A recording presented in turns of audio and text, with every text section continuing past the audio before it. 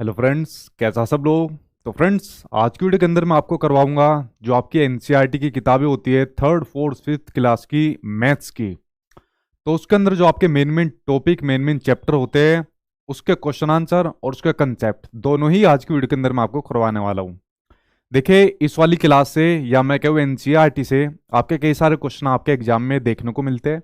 आज की वीडियो के अंदर आप लोग देखोगे भी कि कौन कौन से क्वेश्चन कौन कौन से कंसेप्ट आपके एग्जाम में देखने को मिलते हैं। तो दोनों ही चीजें, चाहे वो आपके न्यूमेरिकल हो चाहे आपके वो पेडागोजी के क्वेश्चन हो, वो मैं आपको दोनों ही आज की वीडियो के अंदर करवाने वाला हूँ। या कह सकते हो आज आपकी जो एनसीईआरटी है वो यहाँ पर आज आपकी एक तरीके से एनसीईआरटी यहाँ पर कंप्लीट हो जाएगी, जो मैं आज की वीडियो के अंदर आपको करवाने वाला हूँ। तो आप लोग पूरी वीडियो को जब अच्छी तरीके से देख लोगे तो लगभग आपके एनसीईआरटी के कंसेप्ट यहाँ आज आपके कंप्लीट हो जाएंगे।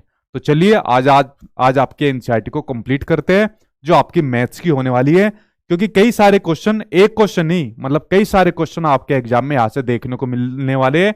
तो ये वीडियो आपके एक दो नंबर नहीं बल्कि कई सारे नंबर आपको अपने एग्जाम में दिलाने वाली है।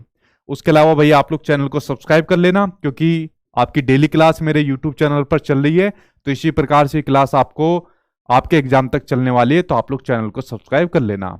बाकी अगर आप लोगों को कंटेंट वगैरह, क्लासेस वगैरह, मटेरियल वगैरह चाहिए तो आप लोग मेरी वेबसाइट, मेरी एप्लीकेशन सचिन एकेडमी ऑफिशियल पर जाकर आप लोग उसको ले सकते हो, जो भी तरीका आपको ठीक लगे। ठीक है, तो चलिए मैं एक एक करके पहले आपको कंसेप्ट बताऊंगा, आपको एनसीईआरटी के टॉपिक बताऊंगा, फिर साथ में क्वेश्चन आंसर की प्रैक्टिस आपको कराऊंगा, जिससे हम इस एनसीईआरटी का जो आपका कंटेंट है उसको फिर खत्म करते हुए चलेंगे। ठीक है, तो पहले कंसेप्ट बताऊंगा, फिर उसके बाद क्वेश्चन आंसर की ओर आपको लेकर चलूंगा। या फिर कह सकते हो कि क्वेश्चन आंसर आज आप लोग खुद भी इसको साथ के साथ सोल्व करते हुए चल सकते हो। ठीक है, ठीक है भाई। हाँ, सभी को गुड इवनिंग। आई होप आप लोग सब आ गए। तो चलिए अब शुरुआत कर लेते हैं। सभी को गुड इवनिंग। मैं ठीक हूं, आई होप आप लोग सब ठीक होंगे। ठीक, तो चलिए शुरुआत कर लेते हैं। पहला जो आपका टॉपिक है, पहला टॉपिक आपके सामने स्क्रीन पर दिख रहा है पैटर्न के नाम से। देखिए, जो पहला टॉपिक आपके सामने स्क्रीन पर दिख रहा है पैटर्न के नाम से, यह आपको अपने एग्जाम में दिला कर ले जाता है 2 नंबर। एक नहीं, आपके एग्जाम में दिला कर ले जाएगा आपको 2 नंबर। एक क्वेश्चन आता है आपका न्यूमेरिकल का, एक क्वेश्चन आपको देखने को मिलता है पेडागोजी के अंदर। ठीक है, यानी एक नहीं 2 क्वेश्चन यहां से आपको अपने एग्जाम में देखने को मिलते हैं। ये चैप्टर नंबर आपके दिया हुआ है 10 में, क्लास थर्ड और क्लास फोर्थ दोनों के अंदर ही आपका दिया हुआ है। ठीक है, तो जो आपका पैटर्न का चैप्टर आपका दिया हुआ है, बड़ा महत्वपूर्ण चैप्टर आपका, ठीक, जो पैटर्न का आपका दिया हुआ है। और मैंने कहा ना कि न्यूमेरिकल और आपका पेडागोजी दोनों में आपका दिया हुआ है। कुछ बच्चों को यहां पर कंफ्यूजन रहती है कि सर जो सीटेट का एग्जाम है, क्या उसमें रीजनिंग के क्वेश्चन आते हैं? जब से पेपर आपका ऑनलाइन हुआ था, अब तो खैर ऑफलाइन दोबारा हो गया है। वो जो रीजनिंग के क्वेश्चन, जो अब आप लोग जिसको सोचते हो ना जो सीरीज का क्वेश्चन है, वो बेसिकली पैटर्न का ही आपका क्वेश्चन आता है। उसको मैं अब आपको समझाता हूं, ध्यान से समझना। आपको यहां पर 2 नंबर आपके पक्के हो जाएंगे। देखिए, अब आप लोग यहां पर पैटर्न देख रहे हो, इस प्रकार से एनसीईआरटी के अंदर ये आपका पैटर्न बना हुआ है। ये पैटर्न इस प्रकार से बच्चों को सिखाए जाते हैं। जैसे यहां पर पहले 2 सर्कल बने, फिर रेक्टेंगल बनाए, फिर सर्कल बनाए, फिर रेक्टेंगल बनाए। अब बच्चे से पूछा जाएगा कि बेटा आगे क्या आएंगे, तो बच्चा बताएगा कि अपने टीचर को कि आगे 2 सर्कल आएंगे। तो अपना बच्चा इस प्रकार से क्या होता है, एक पैटर्न के माध्यम से यहां पर किसी ज्योमेट्रिकल शेप्स के बारे में यहां पर बच्चा सीख जाता है। या फिर कह सकते हो किसी संख्याओं के बारे में भी यहां पर बच्चा सीख जाता है। क्या सीख जाता है? किसी संख्याओं के बारे में भी यहां पर बच्चा सीख जाता है। हम बच्चे से कहेंगे बेटा 2, 4, 6, 8, अब बताओ आगे क्या आएगा? बच्चा बता देगा आगे 10 आएगा। यानी हम नंबर्स की नॉलेज भी यहां पर बच्चों को देते हैं। जो आप लोगों के सीटेट के एग्जाम में क्वेश्चन आता है, जिसको आप लोग रीजनिंग का क्वेश्चन मानते हो, वो रीजनिंग का क्वेश्चन नहीं होता। जैसे मान लीजिए आपके एग्जाम में आ गया कि 2, 4 ए, 6, 8 बी, 10, 12, अब आगे क्या आएगा? अब आगे आएगा आपका सी। तो ये आपका रीजनिंग का क्वेश्चन नहीं होता, ये आपका पैटर्न का क्वेश्चन होता है, जो आपके एग्जाम में देखने को मिलता है। अभी मैं आपको क्वेश्चन भी कराऊंगा, जब देखना कैसा क्वेश्चन आपको देखने को मिलता है। अब ये जो पैटर्न बच्चों को सिखाए जाते हैं, इनका मकसद क्या है पैटर्न सिखाने का बच्चों का? बेसिकली ये पैटर्न जो बच्चों को सिखाए जाते हैं, एक तो पहली बात आपको ये ध्यान रखनी है, ये आपके प्राइमरी के सिलेबस में दिया हुआ है। ठीक है, ये जो पैटर्न है ये आपके प्राइमरी के सिलेबस का हिस्सा है, ये बात आपको ध्यान रखनी है। प्राइमरी के ये आपके सिलेबस का आपका हिस्सा है, ये बात आपको ध्यान रखनी है। दूसरी बात, ये बच्चों को सिखाए क्यों जाते हैं? सिखाने के, अगर मैं उद्देश्य की बात करूं, ऑब्जेक्टिव की बात करूं, तो देखिए सिखाने का पहला उद्देश्य तो ये रहता है कि इसके माध्यम से क्या होता है, इसके माध्यम से बच्चों को जो अलजेब्रा का जो मैथमेटिक्स होता है, ठीक है, अलजेब्रा का जो मैथमेटिक्स होता है, तो उसका बच्चे का यहां पर बेस यहां पर तैयार किया जाता है। क्या किया जाता है यहां पर, बच्चे का यहां पर बेस इनके माध्यम से तैयार किया जाता है, इनके पैटर्न के माध्यम से। उसके माध्यम से आप लोग एक यहां पर चीज देख रहे हो, यहां पर जब बच्चा इस चीजों से सीखता है, मान लीजिए अल्फाबेट सीख रहा है, ज्योमेट्रिकल शेप्स के माध्यम से सीख रहा है, तो बच्चों के अंदर क्रिएटिविटी बढ़ती है, यानी रचनात्मकता यहां पर बच्चे के अंदर बढ़ती है। क्या बढ़ती है, रचनात्मकता, यानी कि बच्चों के अंदर क्या बढ़ती है, क्रिएटिविटी यहां पर बढ़ती है। क्या बढ़ती है बच्चों के अंदर, बच्चों के अंदर पैटर्न के माध्यम से क्रिएटिविटी यानी रचनात्मकता बढ़ती है। आपके अंदर भी तो बढ़ती है, जैसे न्यूज़पेपर के अंदर आ गया, या रीजनिंग होती है, जब सोल्व करते हो तो दिमाग लगाते हो, यार क्या इसके अंदर डाले जो हमारा बिल्कुल सही हो जाए, हमारी सीरीज सही हो जाए, तो इसके माध्यम से क्या बढ़ती है, क्रिएटिविटी बढ़ती है। एक और बड़ा महत्वपूर्ण पॉइंट आता है कि इसके माध्यम से क्या होती है, स्पेशल अंडरस्टैंडिंग को बढ़ावा दिया जाता है। किसको, स्पेशल अंडरस्टैंडिंग या स्पेशल रीजनिंग, जो भी आप लोग नाम ले लीजिए, स्पेशल अंडरस्टैंडिंग को बढ़ावा यहां पर दिया जाता है। स्पेशल अंडरस्टैंडिंग को बढ़ावा यहां पर दिया जाता है, यानी कि दिक स्थान जो आपकी समझ होती है, कौन सी, जो आपकी दिक स्थान जो आपकी समझ होती है, दिक स्थान जो आपकी समझ होती है, उसको यहां पर बढ़ावा यहां पर दिया जाता है। देखिए जब मैंने आपको एनसीएफ 2005 पढ़ाया था, तो मैंने कहा था कि एनसीएफ 2005 ने दिक स्थान समझ को ज्यादा बच्चों की बढ़ावा देने की बात कही हुई है। स्पेशल अंडरस्टैंडिंग, हार्वर्ड गार्डनर ने जब अपनी मल्टीपल इंटेलिजेंस थ्योरी दी थी, तो उसने 8 प्रकार की बुद्धि बताई थी। एक उसने बताई थी स्पेशल इंटेलिजेंस बताई थी, जिसमें आदमी अपना अमूर्त तथ्यों के आधार पर अपना क्या काम करता है, इमेजिनेशन कर लेता है, ठीक है। तो यही स्पेशल अंडरस्टैंडिंग है। जब बच्चा देखता है कि सर्कल रेक्टेंगल, तो बच्चा क्या काम करता है, अमूर्त तथ्यों के आधार पर, या तो कॉन्क्रीट है लेकिन बच्चा अमूर्त तथ्यों के आधार पर भी बच्चा इमेजिनेशन कर लेता है कि आगे क्या आएगा। अगर मैं आपसे कहूं कि बताओ 3, 6, 9, 12, बताओ आगे क्या आएगा, तो आप लोग माइंड के अंदर ही अमूर्त तथ्यों के आधार पर इमेजिनेशन कर लोगे कि आगे 15 आएगा, ठीक है। तो इसलिए स्पेशल अंडरस्टैंडिंग को बढ़ावा मिलता है, किससे, पैटर्न के माध्यम से उसको बढ़ावा मिलता है।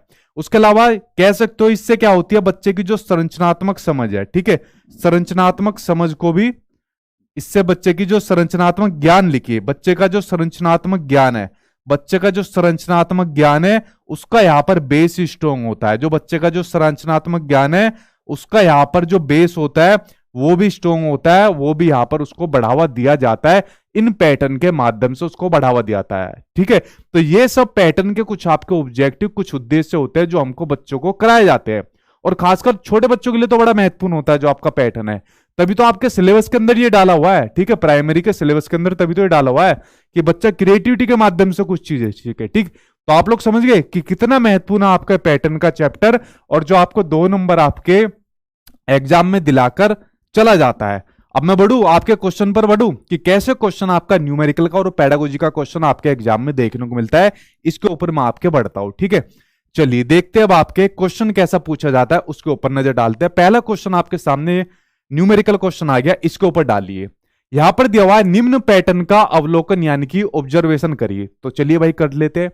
एक पैटर्न यहां पर दिया हुआ है, 1 + 2 = 3, 3 + 3 = 6, 6 + 5 = 11, 11 + 7 = 18, 18 + 11 = 29, 29 + 13 = 42। तो 42 + x = y, और x + y का मान यहां पर क्या होगा। ये इस प्रकार का पैटर्न हमको दे दिया, और यहां पर पूछ लिया x + y का मान यहां पर क्या हो गया। अब ऐसा एक तो न्यूमेरिकल क्वेश्चन ये आ गया, एक न्यूमेरिकल क्वेश्चन वही आ जाता है जो मैंने आपको पैटर्न का बताया, जो जस्ट पहले भी एग्जांपल दिया कि कोई सीरीज पूछ लेगा एग्जामिनर, ठीक है, कोई भी सीरीज पूछ लेगा, मान लीजिए पूछ लेगा वो 3 पूछ लेगा, फिर उसके बाद 6 पूछ लेगा, 9 पूछ लेगा, 12 पूछ लेगा, फिर पूछ लेगा इसके अंदर क्या आएगा। मतलब इतना आसान तो नहीं आएगा, कभी ये सोचो। तो इस प्रकार से कोई सीरीज पूछ लेगा, तो ऐसा क्वेश्चन आता है आपके न्यूमेरिकल वाला। पेडागोजी का कैसा आएगा वो मैं आपको आगे बताता हूं, ठीक है। तो चलो भाई इसको देखो, इसमें कौन सा पैटर्न यहां पर फिट बैठ रहा है वो आपको बताना है। देखो जब आप लोग एक चीज यहां पर नजर डालोगे, 2, 3, 5, 7, 11, 13, तो जितनी भी ये सीरीज चलती आ रही है ये कौन सा नंबर है, ये यहां पर आपको प्राइम नंबर देखने को मिल रहे हैं, जो या तो 1 से कटेंगे अपने आप से कटेंगे। तो अगला प्राइम नंबर कौन सा देखने को मिलेगा, अगला प्राइम नंबर 13 के बाद कौन सा आएगा, जो किसी से नहीं कटेगा अपना, वो आपका प्राइम नंबर देखने को मिलेगा आपका 17। कौन सा नंबर देखने को मिलेगा? 17, यानी कि 17 आपको देखने को मिलेगा। अगर हम 42 में 17 जोड़ दे तो हमारी y की वैल्यू निकल कर आ जाएगी। तो क्या निकलेगी y की वैल्यू? 7 और 2 9, उसके अलावा 4 और 1 5, 59। y की वैल्यू हमारी 59 निकल कर आ गई। अब देखो y की वैल्यू निकल कर आ गई, कितनी थी? 59। x की वैल्यू हमारी कितनी आई? 17। इन दोनों को जोड़ दो, हमारा इनका मान आ जाएगा 7 और 9 16, 16 का 6 हासिल 1, 5 और 6 और 1 7, 76। आंसर हमारा 76 आ गया। सेकंड आंसर हमारा यहां पर सही हो जाएगा। इस प्रकार से हमने जो अपना पैटर्न था उसको यहां पर सोल्व करके निकाल दिया। देखो कुछ नहीं था, यहां पर सिर्फ पैटर्न को फॉलो करा। अगर आप लोग इस तरफ से भी देखो पैटर्न चलोगे, 1 और 3 के बीच में 2 का डिफरेंस, 3 और 3 के बीच में 3 का डिफरेंस, 6 और 11 के बीच में 5 का डिफरेंस, 11 और 18 के बीच में 7 का, फिर 9 का, फिर उसके बाद कितने का आ जाएगा आपका? 13 का आ जाएगा फिर। ठीक है, तो नहीं, फिर आपका ये पैटर्न आपका अलग चल रहा है फिर यहाँ पर। ठीक है, तो ये पैटर्न अलग चल रहा है फिर यहाँ पर। ठीक है, तो इस प्रकार से आप 11 का आना चाहिए था फिर यहाँ पर। ठीक है, तो 7 9 नहीं, या मैंने गलत लिख दिया, 9 तो आपका प्राइम नंबर नहीं, ये 11 होगा, यहां पर आएगा आपका 13। तो पैटर्न आपका प्राइम नंबर ही चल रहा है भाई आपका। 9 मैंने गलती से लिख दिया। ठीक है, 9 आपका प्राइम नंबर नहीं होगा। ठीक, तो 11 13, तो आप लोग देखोगे इधर भी आपका प्राइम नंबर का ही आपका ये पैटर्न चलता हुआ आ रहा है। ठीक, तो ये आपका पहला क्वेश्चन हो गया जो आपका न्यूमेरिकल वाला देखने को मिलता है, और एक क्वेश्चन आपके एग्जाम में जरूर यहां से टकरा जाता है। ठीक है, अगला क्वेश्चन आ गया प्राइम नंबर का, जो आपका आया है उसका पेडागोजी का। अब देखो पेडागोजी का क्वेश्चन कैसा आता है, उसके ऊपर नजर डालते हैं। क्वेश्चन पूछ लिया कि प्राइमरी लेवल पर यानी कि प्राथमिक स्तर पर प्रतिमानों यानी पैटर्न के अध्ययन को संवर्धित यानी कि प्रमोट किया गया है, क्यों? यानी पैटर्न को प्रमोट क्यों किया गया है प्राइमरी लेवल पर? जो बात मैंने भी आपको बताई, क्यों? क्योंकि आपके सिलेबस का हिस्सा है और बच्चों के अंदर क्रिएटिविटी बढ़ती है, स्पेशल अंडरस्टैंडिंग बढ़ती है, बच्चों के अंदर संरचनात्मक ज्ञान का यहाँ पर बेस स्ट्रॉन्ग होता है। ये सभी पॉइंट मैंने शुरुआत में आपको बता दी। जो बच्चे भी जुड़े तो शुरुआत में वीडियो को जरूर देखना। ठीक है, तो प्रतिमान प्रकृति में कलात्मक होते हैं ऐसा जरूरी नहीं है। ठीक है, प्राथमिक कक्षा में एक अध्यापक के लिए पैटर्न को पढ़ाना आसान होता है ऐसा भी जरूरी नहीं है। पैटर्न को पढ़ाना आसान होता है। पैटर्न कई गणितीय अवधारणाएं यानी मैथमेटिकल जो कंसेप्ट होते हैं उनके आधार का, उनके बेस का निर्माण करते हैं। देखो मैंने से यही पॉइंट बताया ना कि जो एल्जेब्रा मैथमेटिक्स है या फिर जो आपका संरचनात्मक जो आपका ज्ञान होता है उनका बेस स्ट्रॉन्ग करते हैं जो आपके पैटर्न होते हैं। बहुत सारी चीजें बच्चों को पैटर्न के माध्यम से सिखाई जाती है। जब आप लोग टीचर बन जाओगे तो टीचर बनने के बाद आप लोग इन्हीं पैटर्न के माध्यम से छोटे बच्चों को सिखाओगे। क्योंकि देखो यार, बच्चा यहाँ पर प्राइमरी लेवल का है और प्राइमरी लेवल का जो बच्चा सीखता है वो सीखता है एक्टिविटी के माध्यम से। तो आप खुद बच्चों के साथ इंगेज होकर, उनके साथ इन्वॉल्व होकर उनको सिखाना पड़ेगा, और पैटर्न के माध्यम से बच्चा बहुत जल्दी सीखता है। ठीक है, तो पहला टॉपिक जो हमारा था वो था हमारा पैटर्न का, जो हमारा पैटर्न का यहां पर कंप्लीट होता है। ठीक है, अब मैं कराता हूं आपको दूसरा कंसेप्ट। जो दूसरा कंसेप्ट हमारा होता है सममिति यानी सिमेट्री के बारे में, जो आपके एग्जाम में आपको टकरा जाता है। तो दूसरा कंसेप्ट अब मैं आपको कराता हूं सिमेट्री यानी कि सममिति के बारे में। इसके ऊपर एक बार नजर डाल लीजिए। ठीक है, तो आपको पैटर्न तो समझ में आ गया कि पैटर्न क्या होता है, क्यों इंपोर्टेंट होते हैं, क्यों बच्चों को पढ़ाना जरूरी होता है और कैसे क्वेश्चन आते हैं। इसमें तो कोई डाउट नहीं बचा ना अब आपका। अब नजर डालते हैं सममिति यानी सिमेट्री के ऊपर नजर डालते हैं। ठीक है, हाँ सर लेट बैच ज्वाइन करा, चलो कोई बात नहीं, कोई दिक्कत नहीं, लेट भी करा, अभी तो बहुत टाइम है सी टेट में, अब भी आप लोग बहुत अच्छा स्कोर ले आओगे। अब सिमेट्री के ऊपर नजर डालिए। देखिए सिमेट्री या सममिति के अंदर आपको सिर्फ इतना समझना है कि जो किसी भी ऑब्जेक्ट को, किसी भी चीज को दो बराबर भागों में काट दे वो आपका सिमेट्री होता है यानी सममिति होता है। देखो जैसे यहां पर दिल को दो बराबर भागों में काटा हुआ है, वैसे काटना नहीं चाहिए था लेकिन पता नहीं किसका कटा है भाई यहाँ पर। तो यहाँ पर कोई दिल बना हुआ है तो इसको दो बराबर भागों में काट दिया, तो ये क्या होती है आपकी सिमेट्री या सममिति होती है। एनसीईआरटी की किताबों में इस प्रकार की आपकी ये शेप सी दी हुई है। ठीक है, तो यहां पर इनको काट कर छोटे बच्चों को दिखाया हुआ है। यहां पर जैसे मान लीजिए आप टीचर बन गए तो आप बच्चों के सामने एक्टिविटी कर सकते हो। आप पता है क्या काम करोगे, एक पेपर ले लिया, पेपर को यहां पर दिखा दिया कि बेटा देखो ये पेपर है और मैंने इसको दो बराबर इक्वल भागों में काट दिया। तो ऐसा कुछ यहाँ पर टीएलएम का यूज लेकर आप बच्चों को सिखा सकते हो कि जो अपना बच्चों को बराबर चीजों में जो काट दे तो आपकी सिमेट्री यानी कि सममिति होती है। जैसे मान लीजिए मैंने यहां पर एक अल्फाबेट बना दिया एम, ये मैंने एक अल्फाबेट बना दिया एम, तो अगर मैं इसको दो बराबर भागों में काट दिया तो ये भी क्या हो जाएगा, सिमेट्री यानी सममिति हो जाएगा। ठीक है, अब पता नहीं एम क्या है, मुन्ना है या मोना है, कोई भी है पता नहीं, तो एम का आधा इधर फेंक दिया, आधा इधर फेंक दिया। आपके सीटेट के एग्जाम में एक क्वेश्चन आया था, सीटेट के एग्जाम में क्वेश्चन ये आया था कि कौन से वो निम्नलिखित में से 3 आपके अल्फाबेट है जो आपके एक ही बार कटते हैं सिमेट्री के थ्रू यानी सममिति के थ्रू, तो कौन कौन से होते हैं? देखिए एम एक बार कट गया, ठीक है, और मोना नाम की लड़की कोई बुरा मत मानना, ऐसे एग्जाम्पल दे रहा था, ठीक है। एक तो एम कट गया। अच्छा बताओ ई कितनी बार कटेगा, ई कितनी बार कटेगा, ठीक है, सिमेट्री के अंदर ही। क्या ये सिमेट्री के थ्रू कट पा रहा है एक बार या नहीं कट पा रहा? एक बार कट रहा है और बराबर कट रहा है। देखो ये कट रहा है बीच में से बराबर, ठीक है, ये कट गया बीच में से बराबर, ये कट गया बीच में से, तो ई कट गया भाई आपका। एक और अल्फाबेट लेता हूं मैं, एक और अल्फाबेट मैंने ले लिया डी। ये देखो डी क्या कट रहा है, डी भी तो बीच में से बिल्कुल बराबर कट रहा है, ये देखो डी भी आपका क्या कट गया, बराबर कट गया। तो ये आपके सीटेट के एग्जाम में भी ऑनलाइन पूछा गया था, ठीक है, तो ये बिल्कुल बराबर आपके कट रहे हैं यहां पर, ठीक है। तो जैसे दिल कटा वहां पर बराबर, ऐसे ये तीनों वर्ड यहां पर कट गए, ठीक है। अच्छा एस को काट कर बताओ, ठीक है, एस को काट कर बताओ ये आपका कट रहा है या नहीं कट रहा? टांगे तोड़ दूंगा ऐसा अगर किसी ने काट दिया, अपने सर का ही नाम काटोगे, ठीक है। आगे बताऊं, आगे आज आपको कुछ होमवर्क देता चलूंगा साथ के साथ, ठीक है, बहुत सारे आज मेरे दिमाग में कुछ क्वेश्चन चल रहे हैं, आपसे साथ के साथ पूछूंगा, तब बताना साथ के साथ। देखो इस क्वेश्चन को आप करोगे साथ के साथ, और फिर 1-2 क्वेश्चन मैं आपसे पूछूंगा, ठीक है। पहला क्वेश्चन इसमें दिया हुआ है, एक समचतुर्भुज की कितनी सममिति रेखाएं होती है वो आपको बतानी है, रोम्बस की कितनी रेखाएं होती है। तो बताओ ये समचतुर्भुज मैंने बता दिया, इसमें कितनी सममिति यानी सिमेट्री लाइन होगी, उसके अंदर तो आपने बता दिया, डी ई एम के अंदर बता दिया कि भाई एक एक लाइन वहां पर बनेगी, ठीक है। मेरा नाम तो नहीं काटा ना किसी ने, या काट रहे हो? हाँ देखो भाई इसके अंदर बताओ भाई आपका रोम्बस के अंदर कितनी सिमेट्री लाइन होगी वो आपको बताओ। अब मेरा क्वेश्चन आपसे ये है, एक स्क्वायर के अंदर कितनी सिमेट्री लाइन होगी, ये मेरा आप लोगों से क्वेश्चन है, इसके अंदर बताओ कितनी सिमेट्री लाइन होगी, ठीक है, इसके अंदर बताओ जरा। नहीं काटा, हाँ ललिता कुमारी अच्छी है, नहीं काटा, चलो बता दो, काट दो भाई कोई दिक्कत नहीं।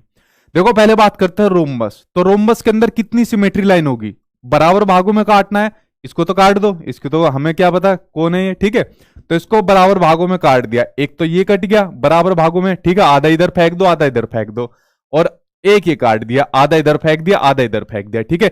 तो कितनी सिमेट्री लाइन होगी, कितनी सममिति रेखाएं होगी, 2 हो गई ना, तो आंसर 2 हो गया। ये होमवर्क अभी आपको दिया था, तो बताओ कमेंट बॉक्स में इसका कितना आंसर हो गया, ये कितनी सिमेट्री लाइन होगी जरा बताना। हाँ एक एक कैसे हो जाएगी गधो?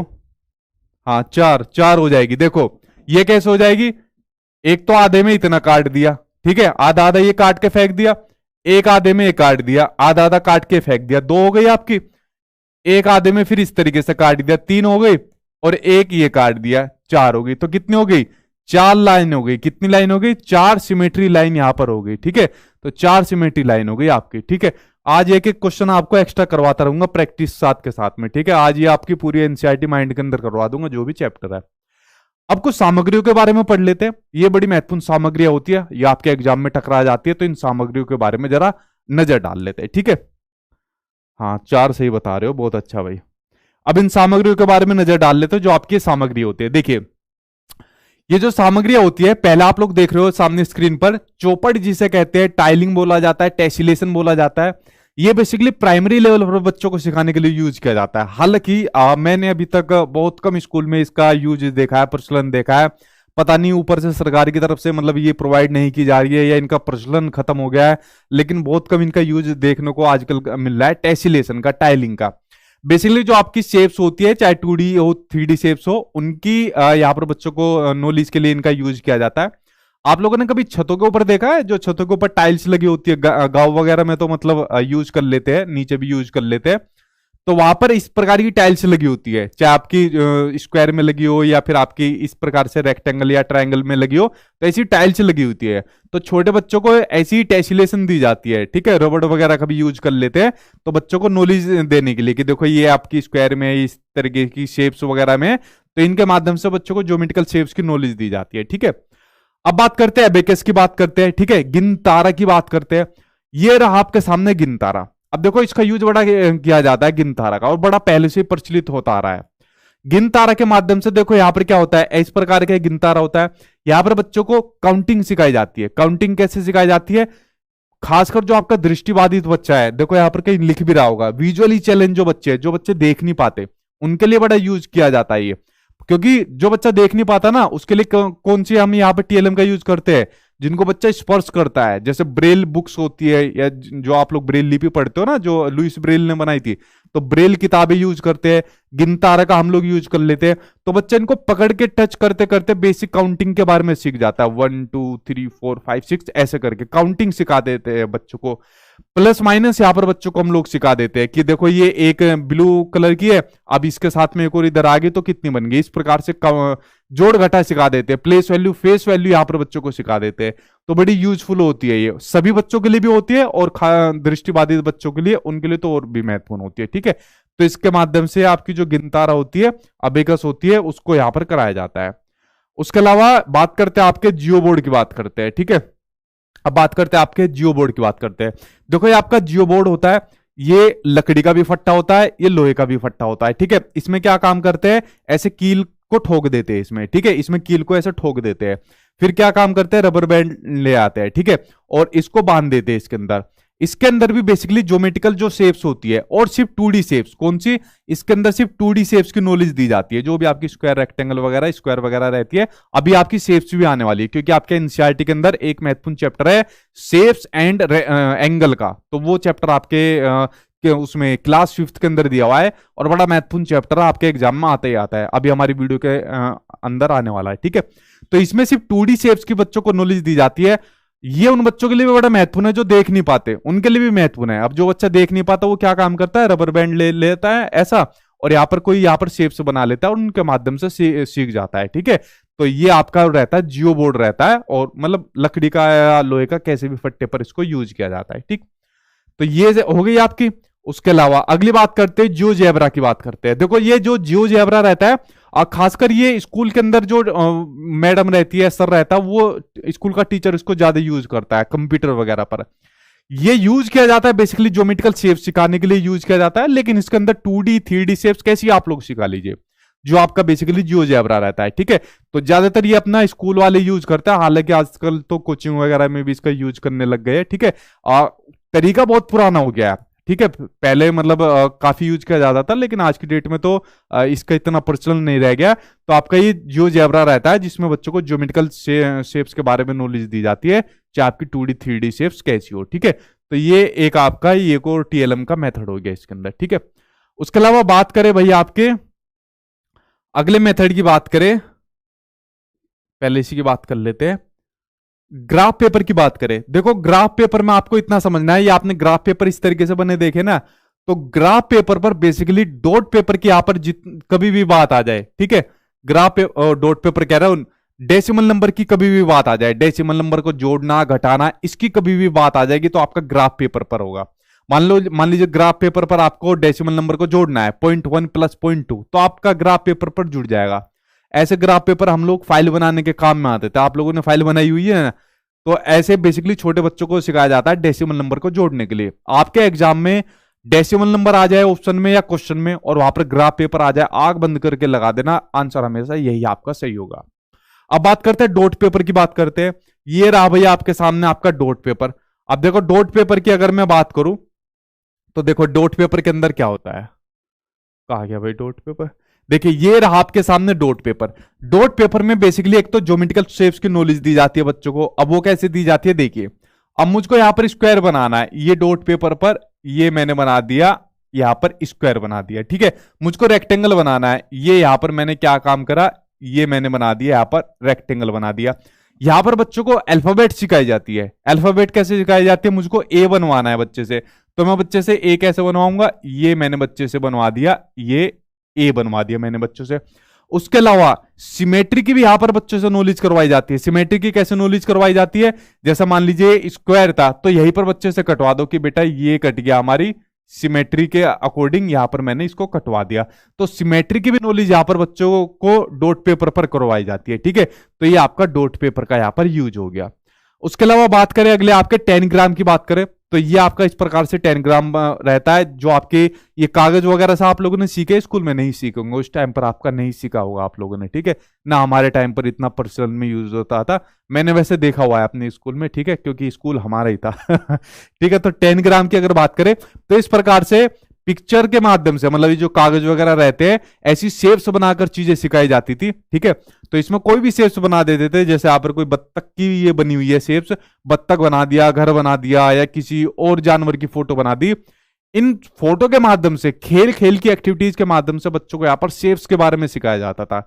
जैसा आपको ध्यान रखना है, जो 10 ग्राम होगा उसमें आपकी क्या होगी, इस प्रकार से कोई भी आपकी शेप बनी होगी जिसमें बच्चों को ज्योमेट्रिकल शेप्स के बारे में यहां पर बताया जाएगा, जैसे यहां पर वो आपकी बनी हुई है। ठीक है, तो यह हो गई आपकी 10 ग्राम की शेप्स हो गई। ठीक है, इसमें आपको ध्यान रखनी है 7 प्रकार की शेप्स होती है जो आपके सामने स्क्रीन पर दिख रही है। 5 तो आपके इसके अंदर आपके ट्राइंगल हो गए, एक आपका पैरेललोग्राम होगा, एक आपका इसके अंदर स्क्वायर होगा। ठीक है, ये आप लोग देख रहे हो, एक आपका ये ट्राइंगल हो गए 5, 2, 3, 4, एक 5 पैरेललोग्राम और एक आपका स्क्वायर हो गया। ठीक है, तो ये आपके हो गए 10 ग्राम हो गए। ठीक है, अब बात करते हैं डाइंस ब्लॉक की, बात करते हैं। ये रहे आपके डाइंस ब्लॉक, इसके ऊपर नजर डालते हैं, फिर हम बढ़ेंगे क्वेश्चन आंसर के ऊपर, हम लोग फिर बढ़ने वाले हैं। ठीक, हाँ भाई, आपने बनाया है हाँ, नाम बनाते थे कागज में, अच्छा भाई, ठीक है। अब बात करते हैं डाइंस ब्लॉक की। ऐसे डाइंस ब्लॉक मिले आप लोगों को कभी क्लासरूम के अंदर? ये टीचर बनने के बाद मतलब ऐसे टीएलएम आपको मिलेंगे, इनके माध्यम से आप लोग पढ़ाओगे फिर बच्चों को स्कूल के अंदर, सरकार की तरफ से मिलते हैं। कोई ज्यादा क्रिएटिव टीचर होगा तो अपने घर की तरफ से भी लेके जा सकता है। ठीक है, क्योंकि ऐसे ही पढ़ाना है बच्चों को। ठीक है, और अगर आप लोग मतलब माध्यमिक वगैरह के बनते हो तो थोड़ा एक्स्ट्रा लेवल के, आपको मतलब ऊंचे लेवल के टीएलएम लेकर जाने हैं। ठीक है, देखिए अब बात करते हैं डाइंस ब्लॉक की। ये सामने स्क्रीन पर डाइंस ब्लॉक दिख रहे हैं इस प्रकार के।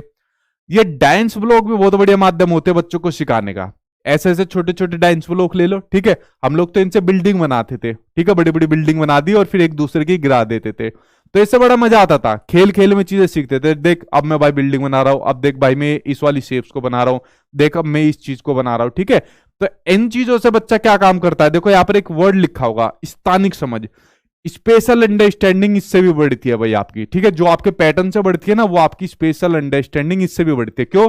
क्योंकि जैसे मैंने कहा, मैं कैसे बनाता था, मैं बिल्डिंग बनाता था, और बिल्डिंग कैसे बना रहा हूं, अमूर्त तथ्यों के आधार पर मैं यहां पर क्या काम कर रहा हूं, इमेजिनेशन कर रहा हूं। ठीक है, तो ये स्पेशल अंडरस्टैंडिंग डाइंस ब्लॉक से भी बननी है। ठीक है, तो इससे भी ये वाला काम होता है। प्लेस वैल्यू के लिए इनका यूज होता है, बट सबसे महत्वपूर्ण इनके लिए पता है यूज किसके लिए होता है? आपने बोर्ड मास का रूल पता है, bracket of division, multiplication, addition और सब्सट्रैक्शन। तो बोर्ड मास में से बो को काट दो आप लोग, तो सिर्फ आपको डिवाइड करना है, मल्टीप्लीकेशन करना है, एडिशन करना है और सब्सट्रैक्शन करना है।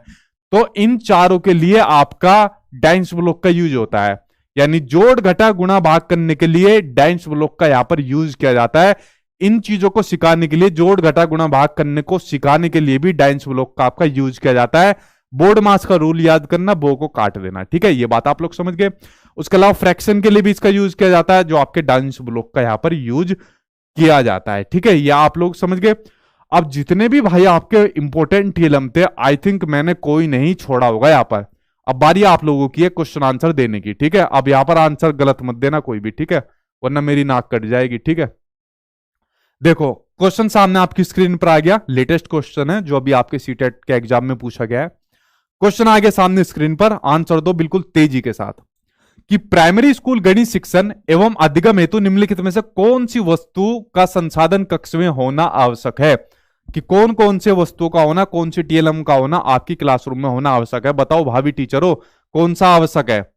Chart books and multiplication tables होनी चाहिए या नहीं होनी चाहिए? बिल्कुल होनी चाहिए भाई। भाई चार्ट भी होनी चाहिए, किताबें भी होनी चाहिए, मल्टीप्लीकेशन की टेबल्स होनी चाहिए। वरना हम लोग कैसे याद करते थे, 2 एकम 2, 2 दूनी 4, 2 तिया 6, यूं मुंडी हिलती थी वही तो करते थे ना। तो ये सब चीजें क्लासरूम में होनी चाहिए। उसके अलावा क्या होनी चाहिए? Stationery items like pen, pencil, ruler इत्यादि, ये होनी चाहिए क्लासरूम में। होनी चाहिए या नहीं होनी चाहिए? नहीं होनी चाहिए। ये तो बच्चा घर से लेकर आएगा। जो पेन हो गया, पेंसिल हो गया, रूलर हो गया, ये कहां से कोई कितना देगा? ठीक है, अगर ये सरकार देने लग गई, टीचर देने लग गया, तो बच्चा फिर रोज ही मांगेगा कि नहीं आज मैं लाना नहीं भूल गया, आज मुझे नहीं मिली। तो ये तो बच्चा खुद लाएगा, पेरेंट्स की जिम्मेदारी होती है। तो ये नहीं होना चाहिए। ठीक है, मूर्त शिक्षण अधिगम सामग्री जैसे कौन कौन सी होनी चाहिए आपकी? गणितमाला, 10 ग्राम्स, 3D शेप्स, जियो बोर्ड्स, ब्लॉक्स, टाइल्स एक्सेट्रा, जो मैंने अभी आपको बताई, ये सभी आपकी क्लासरूम में मौजूद होनी चाहिए। ठीक है, सूची पत्र यानी कैटलॉग, शिक्षक पत्रिकाएं तथा शिक्षक शिक्षिकाओं के पढ़ने हेतु अन्य सामग्रियां, आपके लिए भी ये सामग्रियां होनी चाहिए। तो आपका जो है ए, सी और डी आंसर यहां पर आपका सही हो जाएगा। ठीक है, आप लोग चाहे तो ये प्रयास कर सकते हो, जैसे मान लीजिए आपकी पोस्टिंग किसी बैकवर्ड डिस्ट्रिक्ट के अंदर लग जाए जहां पर बच्चे बहुत गरीब होते हैं। हालांकि जो आपकी जैसे मान लीजिए पोस्टिंग लग जाती है और बहुत गरीब स्कूल है और बहुत गरीब बच्चे आते हैं, तो आप अपनी तरफ से एफर्ट करके उनको मतलब पेन पेंसिल ये सब चीज दे सकते हैं। मुझे लगता नहीं है कोई दिक्कत हो जाएगी अगर आप लोग अपनी सैलरी का 1-2 हज़ार रुपए उनके लिए लगा सकते हो, तो मुझे लगता नहीं उससे कोई दिक्कत हो जाएगी। ठीक है, हालांकि बहुत समस्याएं देखने को मिलती है। ठीक है, जहां पर इस तरीके की दिक्कत होती है वहां पर बहुत विरोध भी होता है और मतलब उनके पेरेंट्स नहीं समझ पाते, उनको लगता है कि बस और ज्यादा चीजें दे।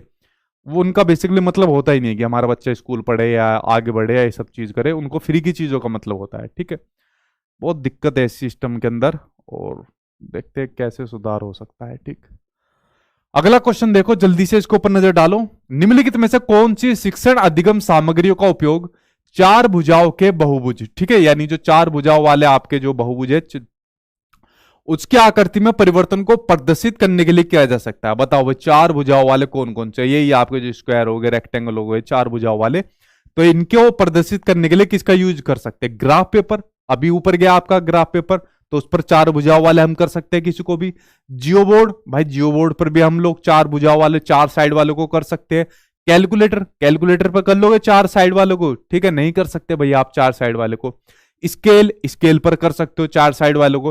तो क्या हो जाएगा, ए, बी और डी, ये तीन आंसर आपके सही हो जाएंगे। कैलकुलेटर पर नहीं कर सकते हम लोग। ठीक है, चलिए बढ़ते अब आपके सामने एक और क्वेश्चन की जो सामने आपकी स्क्रीन पर आ गया, ये रहा नेक्स्ट क्वेश्चन। एनसीएफ 2005 के अनुसार निम्नलिखित में से कौन से विषय प्राथमिक विद्यालयों में गणित पाठ्यक्रम का भाग नहीं है, वो आपको बताना है। पहला इंटीजर्स यानी कि पूर्णांक। पूर्णांक आपका क्लास 6 और 7 में आ जाता है। कौन सा? जो इंटीजर्स होता है क्लास 6 और 7 के सिलेबस में आपको दिया हुआ है, प्राइमरी के सिलेबस में आपको नहीं दिया हुआ, जो आपका इंटीजर्स का चैप्टर है आपका। ठीक है, तो यही आपका भाग नहीं है। क्यों? नेगेटिव का भाई, नेगेटिव आंसर यही सही हो जाएगा। टेसिलेशन आपका सिलेबस का भाग है, एस्टिमेशन सिलेबस का भाग है, सिमेट्री सिलेबस का भाग है। ठीक है, तो आंसर क्या हो जाएगा? आंसर आपका फर्स्ट यहां पर सही हो जाएगा। ठीक, हाँ भाई, मेरे क्लास का टाइमिंग भाई डेली 8 बजे होता है। ठीक, अगला क्वेश्चन देखे सामने एक और आपकी स्क्रीन पर आ गया, इसी से जुड़ा हुआ। ये क्वेश्चन मैं पहले भी करवा चुका हूं, इसको गलत मत करना। ठीक है, क्योंकि ये क्वेश्चन पहले ऑलरेडी हो चुका है कि निम्नलिखित में से कौन सी अवधारणा डीन्स ब्लॉक का उपयोग करते हुए नहीं पढ़ाई जा सकती। अभी मैंने आपको बताया हुआ कि डीन्स ब्लॉक का उपयोग करके कौन कौन से कंसेप्ट बताए जा सकते हैं। ठीक है, एक तो मैंने अभी आपको बताया था, जो बोर्ड मास वाला आपको बताया, कौन सा? बोर्ड मास वाला आपको कंसेप्ट बताया, इसमें से बो को काट दो। ठीक है, एक तो ये अभी आपको बताया था, प्लेस वैल्यू बताया, फ्रैक्शन बताया, स्पेशल अंडरस्टैंडिंग इससे बढ़ती है, ये सब चीज बताई। प्रोबेबिलिटी नहीं बताई, प्रायिकता मैंने इससे नहीं बताई थी। ठीक है, वरना प्लेस वैल्यू बताई थी, एडिशन भी बताया था, ये रहा एडिशन, मल्टीप्लीकेशन भी बताया था। तो ये आपका नेगेटिव है और नेगेटिव का भाई आंसर नेगेटिव यहां पर आपका सही हो जाएगा। ठीक है, तो ये आपकी जो टीएलएम थी, सामग्री थी, वो यहां पर आपकी हो गई कंप्लीट। ठीक, तो फ्रेंड्स अब बढ़ते हैं हम लोग अगले टॉपिक के ऊपर, जो होने वाला है शेप्स। तो देखिए, मैंने आप लोगों से कहा कि आपके एनसीईआरटी के अंदर क्लास 5th के अंदर एक चैप्टर है शेप्स एंड एंगल, आकृतियां और कोण। तो पहले मैं आपको शेप्स के बारे में बताता हूं, फिर आपको कोण यानी कि एंगल्स के बारे में बताता हूं, क्योंकि दोनों के बारे में अच्छे खासे क्वेश्चन आपके एग्जाम में आते हैं, चाहे आपका न्यूमेरिकल हो, चाहे आपका पेडागोजी का सेक्शन हो, दोनों के अंदर क्वेश्चन आते हैं। उससे पहले एक जरूरी बात आप लोग मेरी सुनना। जैसे शेप्स के बारे में मैं आपको बता रहा हूं, अभी आप शेप्स का मतलब जो आपका टॉपिक है बहुत बड़ा है। ठीक, मतलब अगर मैं इसको कराने बैठूंगा तो आई थिंक मेरी वीडियो पूरी इसी के ऊपर चली जाएगी। लेकिन मैं आप लोगों को शायद पता होगी क्या, मैं इसके साथ में मिक्स क्वेश्चन आंसर वाली क्लास भी करा रहा हूं, जिसके अंदर मैं आपको मिक्स क्वेश्चन भी करा रहा हूं। तो मैं शेप्स के जो जो हमारी शेप्स है, जैसे मैंने आपके रेक्टेंगल स्क्वायर करा दिया, आज भी क्वेश्चन है, रोम्बस हो गया, या क्यूब क्यूबॉइड कोन के ऊपर जो न्यूमेरिकल है, पेडागोजी के क्वेश्चन है, तो उस मिक्स क्वेश्चन आंसर वाली क्लास में मैं उन क्वेश्चन को ऐड करता रहूंगा। ठीक है, तो इस तरीके से शेप्स के जो क्वेश्चन रहेंगे वो मैं उसके अंदर कंप्लीट करा दूंगा। ठीक है, तो शेप्स पूरा नहीं होगा आज, लेकिन जो इससे संबंधित जो क्वेश्चन है, एक दो है या कंसेप्ट है, उसको मैं आपको बता देता हूं। बट मेरे क्वेश्चन कहने से आप लोग एक काम कर लेना, शेप्स की प्रॉपर्टीज के बारे में आप लोग जान लेना, जितनी भी जो आपकी शेप्स होती है इनकी प्रॉपर्टीज के बारे में जान लेना, सभी फॉर्मूले वगैरह के बारे में जान लेना। आपका काम खत्म हो जाएगा। इतना ही लेवल बस आपके एग्जाम में पूछा जाता है। अगर इतना भी नहीं कर सकते हो तो फिर मेरी वाली क्लास जो चलती रहती है उसके अंदर तो मैं बताता रहता हूं, ठीक है। ये काम आप कर लेना, वरना मेरी क्लास आज फिर इसी के ऊपर चली जाती, शेप्स के ऊपर, ठीक है। तो हमें पढ़नी है जो आपकी 2D शेप्स होती है, जो 3D शेप्स होती है, ये पढ़नी होती है, क्योंकि यहां से एग्जाम में क्वेश्चन आपका डेफिनेटली देखने को मिल जाता है, ठीक है। तो जो 2D शेप्स होती है, जो 3D शेप्स होती है, उनके बारे में जो हमारी रेगुलर क्लास चलती रहती है उनके बारे में फिर हम पढ़ेंगे। और इनके न्यूमेरिकल के ऊपर भी क्वेश्चन आते हैं और जो आपके पेडागोजी के है उसमें भी क्वेश्चन आते हैं। फिलहाल तो आपको ये बात समझनी है, 2D शेप्स में आपकी क्या रहती है, लंबाई और चौड़ाई रहती है, उसमें आपकी लंबाई चौड़ाई और आपकी ऊंचाई रहती है, ठीक है। अब देखिए शेप्स के ऊपर पेडागोजी में कैसा क्वेश्चन आता है। आई होप आप लोग मेरी बात समझे होंगे और मुझसे एग्री करते होंगे कि इस टॉपिक को मैं उन वाली क्लास में रेगुलर चलाता रहूंगा और आज मैं इसके बारे में बता दूंगा कैसा क्वेश्चन आ रहा है, ताकि ये टॉपिक हमारा फिर कंप्लीट हो जाएगा, वरना एनसीईआरटी कंप्लीट नहीं हो पाएगी आज की वीडियो के अंदर, ठीक है। अब देखिए क्वेश्चन कैसा आया है, निम्नलिखित में से कौन सा कथन सत्य नहीं है शेप्स के बारे में, जो आकृतियां होती है, यही जो आपकी गई cube, cuboid, square, rectangle, parallelogram, ये सब हमारी शेप्स होती है, ठीक है। शेप्स का परिमाप समान किंतु क्षेत्रफल, एरिया भिन्न हो सकता है। अब देखो मैंने क्या कहा, आपको इसकी प्रॉपर्टीज के बारे में, जितनी भी शेप्स होती है इनके प्रॉपर्टीज, फॉर्मूला, सब इनके बारे में अगर पता होगा ना, आप इन क्वेश्चन को इजीली कर जाओगे, ठीक है। तो इनके बारे में पढ़ लीजिए, टेंशन बिल्कुल नहीं होने वाली आपकी, ठीक है। तो ये तो आपका क्या है, आपका ये तो सही है, ठीक। आकृतियों का क्षेत्रफल समान किंतु परिमाप भिन्न हो सकता है, ठीक है। एक से अधिक आकृतियों का क्षेत्रफल समान हो सकता है, ठीक है। किसी आकृति के आयामों को जाने बिना उसके आयतन का अनुमान नहीं लगा सकता, यह आपका गलत है। क्यों?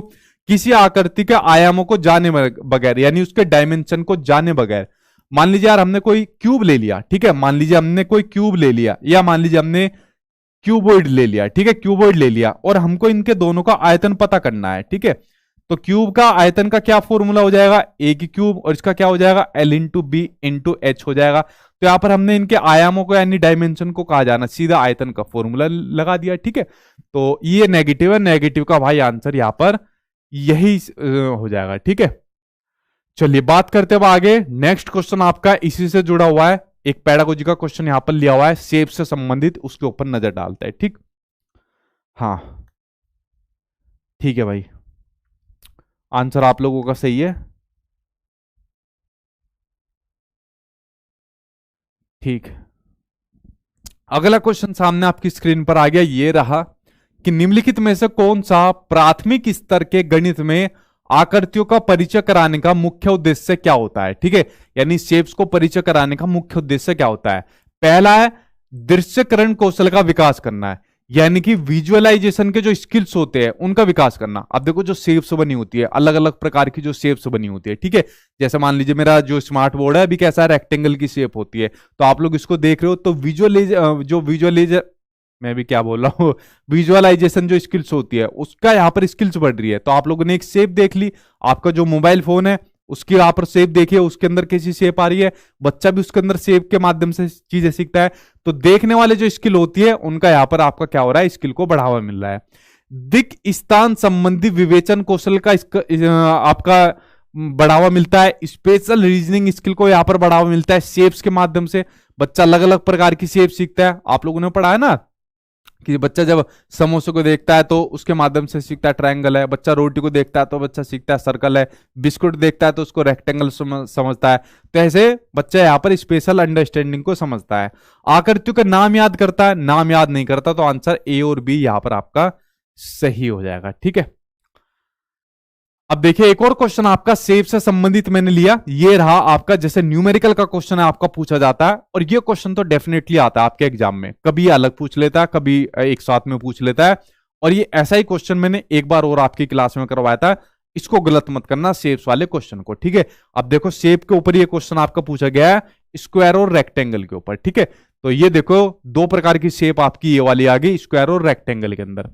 क्वेश्चन पूछा है कि एक आयत और एक वर्ग के परिमाप यानी पेरीमीटर बराबर है, ठीक है। तो एक आयत ले लिया यानी एक रेक्टेंगल ले लिया मैंने, और एक वर्ग ले लिया यानी एक मैंने स्क्वायर ले लिया, ठीक है। इनके जो पेरीमीटर यानी परिमाप है वो बराबर है। अब हमें क्या पता कितना है, वर्ग का परिमाप 48 सेंटीमीटर। अच्छा वर्ग का दे दिया यानी इसका पेरीमीटर दे दिया इसने कितना, 48 सेंटीमीटर इसने दे दिया। जब इसका 48 है तो भाई इसका भी कितना हो जाएगा, इसका भी आपका 48 हो जाएगा, क्योंकि क्या है, इन दोनों के परिमाप बराबर है। ठीक है, साथ के साथ सोल्व करो, देखो कितना आंसर आएगा। और आयत की चौड़ाई उसको बाद में करेंगे, पहले इसका परिमाप निकाल लेते हैं, इसकी साइड निकाल लेते हैं। ठीक है, इसका फॉर्मूला होता है, परिमाप का फॉर्मूला होता है इसका 4a। ठीक है, यानी 4 इंटू साइड। ठीक है, परिमाप है इसका 48, कितना 48 इंटू 4a। तो a निकल कर कितनी आ जाएगी, 4 एकम 4, 4 दूनी 8। तो साइड कितनी आ गई, 12 साइड आ गई। कितनी आ गई, 12 साइड आ गई स्क्वायर की। मेरा तो स्क्वायर भी रेक्टेंगल जैसा बना है। ठीक है तो यहां पर कितनी साइड आ गई इसकी, इसकी साइड निकल कर आ गई 12 साइड निकल कर आ गई। ठीक है, कितनी आ गई, यहां पर साइड निकल कर आ गई 12, इसकी साइड निकल कर यहां पर आ गई। ठीक है, अब यहां पर देखो इसने क्या कहा है, यहां पर इसने कहा है कि आयत की जो चौड़ाई है वो वर्ग की भुजा से 4 सेंटीमीटर कम है। ठीक है, इससे कितनी कम है, 4 सेंटीमीटर कम है। अगर ये 12 है तो 4 सेंटीमीटर कितनी कम हो जाएगी, 8 हो जाएगी। ये कितनी हो जाएगी, 8 कम हो जाएगी। इसके परिमाप का क्या फॉर्मूला होता है, इसके पेरीमीटर का फॉर्मूला क्या होता है, इसका फॉर्मूला होता है 2l प्लस बी। क्या होता है, 2l प्लस बी इसका फॉर्मूला होता है। इसका परिमाप कितना है, 48। तो 48 is equal to 2l plus B कितना है आपका, 8 है। ठीक है, अब इसको सोल्व करो, 48 इजिकल टू 2l प्लस 8 दूनी 16। तो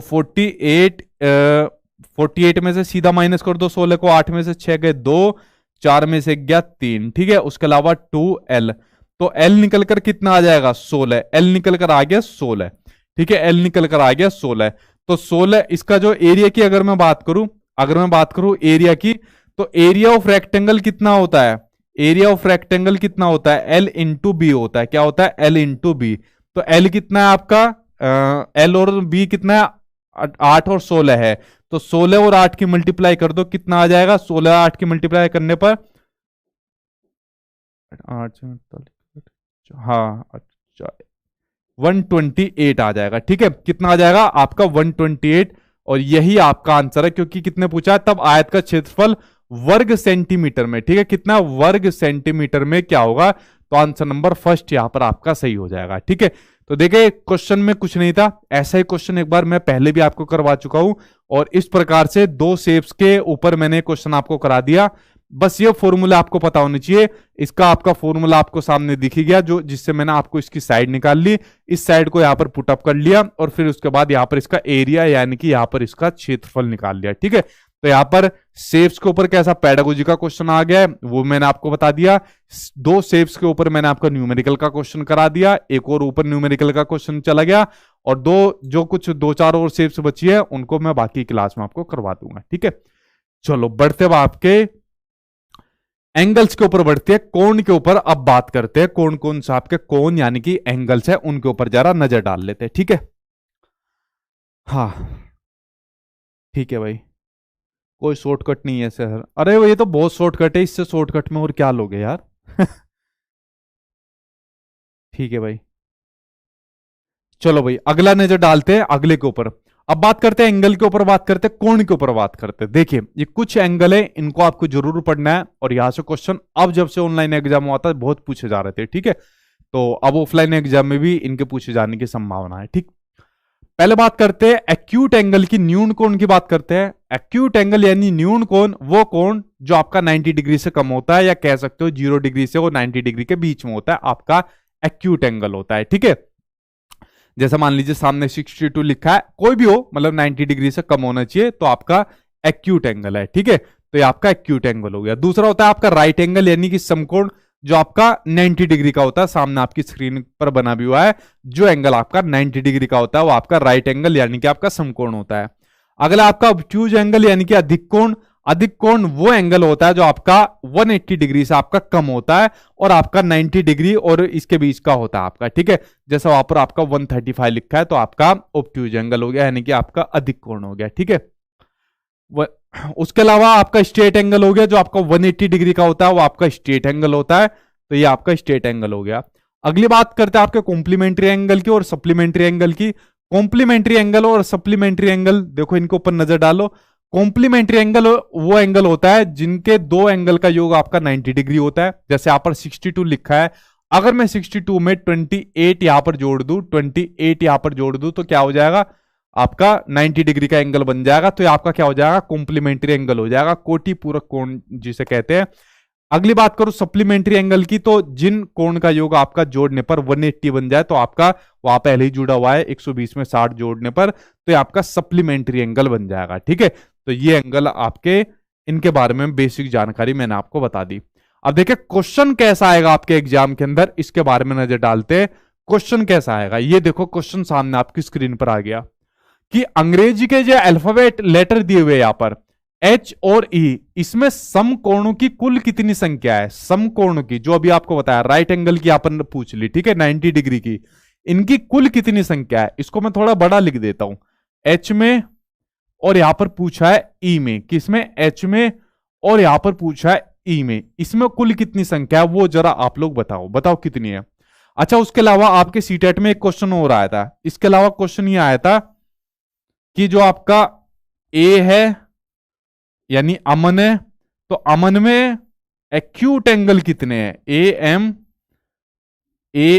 ठीक है अमन, इसमें भी बताओ इसमें एक्यूट एंगल कितने हैं। ठीक है, बताओ इसमें एक्यूट एंगल कितने हैं, ये आप लोग बताइए, एक्यूट एंगल कितने हैं ये जरा कमेंट बॉक्स में मुझे बताइए। ये भी आपके सीटेट में ही आपका पूछा गया था, इसमें भी जरा बताओ इसमें कितने एक्यूट एंगल है। 6, 8, अच्छा 8 इसका आंसर दे रहे हो, हाँ 8 है। देखो इसमें 8 कैसे होंगे राइट एंगल, देखो साथ के साथ गिनो मेरे साथ, ठीक है मेरे साथ गिनो साथ के साथ। देखो 1, 2, 3, 4, तो 4 तो ये हो गए इसके अंदर, ठीक है। अब इसमें आ जाओ 5, 6, 7, 8, ठीक है, तो 4 इसमें, 1, 2, 3, 4, तो टोटल कितने हो गए, टोटल हो गए भाई 8 इसके अंदर हो गए। इसके अंदर बताओ, ये तो थोड़ा आसान था, इसके अंदर बताओ इसके अंदर एक्यूट एंगल कितने हैं वो जरा बताओ, इसके अंदर अमन के अंदर एक्यूट एंगल, ठीक है इसके अंदर बताओ टोटल कितने हैं। गिनो में भी साथ के साथ कि इसके अंदर कितने हो जाएंगे, अपने आप काम चला लोगे, गिनो इसके अंदर गिनते हैं 1, 2, 3, 4, 5, 6, 7, 8, 9, 10 और 11 भाई, 11 बैठ गए इसके अंदर। टोटल कितने बैठे, 11। आप लोगों के कितने बनने हैं भाई टोटल, 11, 10 नहीं भाई 11 होगा, 13 बैठ गए, नहीं टोटल इसके अंदर बैठेंगे, अमन के अंदर 11 बैठेंगे टोटल, ठीक है कितने बैठेंगे, 11 टोटल बैठ जाएंगे अमन के अंदर, जो आपके सीटेट वाले के अंदर पूछा गया था, ठीक है। तो ये आपका इंपोर्टेंट है, जो आपका एंगल वाला ये पूछा जाता है, ठीक है। चलो भाई अगला क्वेश्चन देखते हैं सामने आपकी स्क्रीन पर। ये एक और एनसीईआरटी का चैप्टर है 10वां और 100वां भाग करके।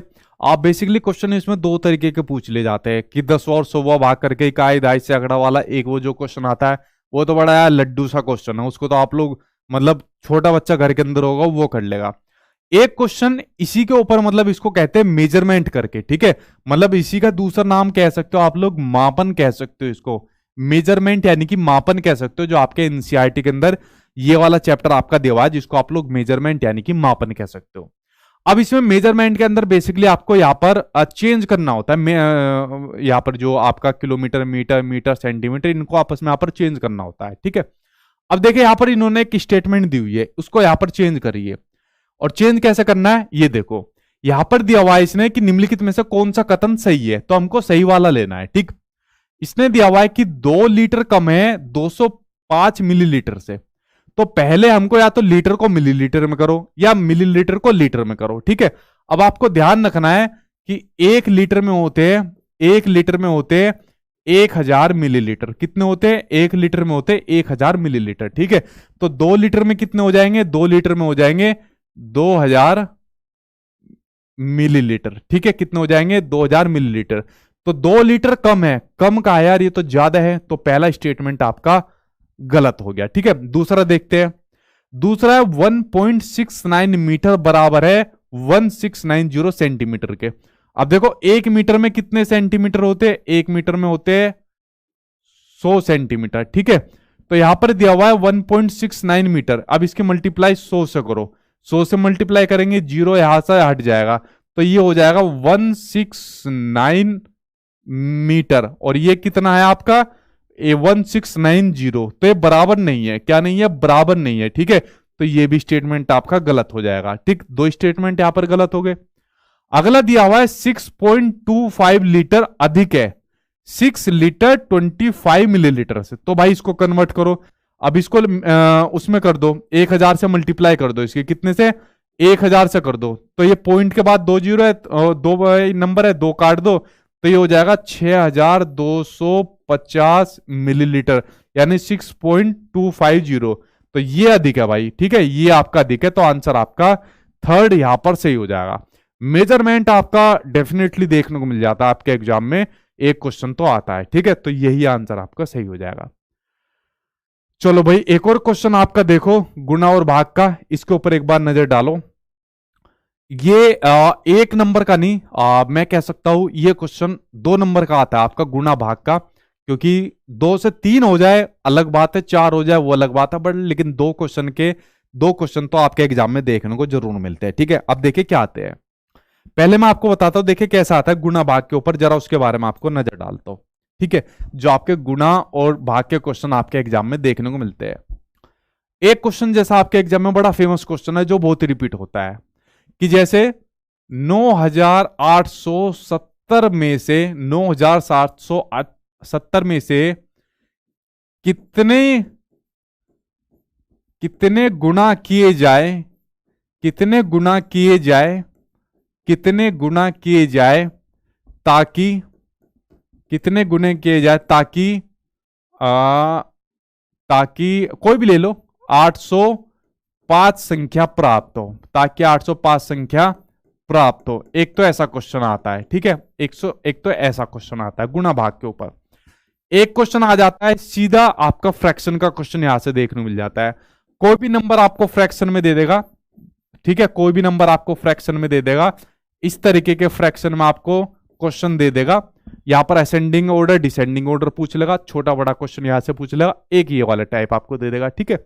उसके अलावा एक क्वेश्चन आपको दे देगा सीधा यहां पर आपको, जहां पर मल्टीप्लाई करनी है 2 नंबर की, या जहां पर आपको डिवीजन करना होता है। यार ये इतना बड़ा सिंपल क्वेश्चन है, जिसको आप लोग सिर्फ पेन कॉपी उठाकर आपको सोल्व करना होता है, और कुछ नहीं करना है इनके अंदर, ठीक है। सिर्फ आपको कैलकुलेशन करनी है, मतलब गुणा भाग करनी है, ये जो इन क्वेश्चन के अंदर करना होता है। बस एग्जामिनर आपको टाइम लेना चाहता है इसके अंदर, और कुछ नहीं करना चाहता। तो पहली तो टाइप जो आपकी गुणा भाग की होती है, उसके अंदर एग्जामिनर आपके टाइम को लेना चाहता है। एक तो ये टाइप हो गई, जो ऑलरेडी मैंने अपनी क्लास के अंदर भी आपको करवा चुका हूं, ठीक है, और जो हमारे होते रहते हैं। एक ये वाली टाइप आती है आपकी, जहां पर आपका डिस्ट्रीब्यूशन होता है। डिस्ट्रीब्यूशन कैसा होता है, कोई टॉफी ले लेगा या चॉकलेट ले लेगा, दूध ले लेगा, पानी ले लेगा, उसको बांट दिया जाएगा। जैसे यहाँ पर ये क्वेश्चन दिया हुआ है कि अनु के पास अपने जन्मदिन पर बांटने के लिए 36 टॉफियों वाले 8 पैकेट थे, यानी एक पैकेट के अंदर 36 टॉफी थी। तो 8 पैकेट के अंदर कितनी टॉफी होगी, टोटल टॉफी कितनी होगी, टोटल टॉफी कितनी हो जाएगी, इससे इसकी मल्टीप्लाई कर दो, 8 छंग 48 का 8, 4 कैरी 4 ले लिया, 8 दिया 24 और 4 28, 288 टोटल टॉफी हो गई, ठीक है।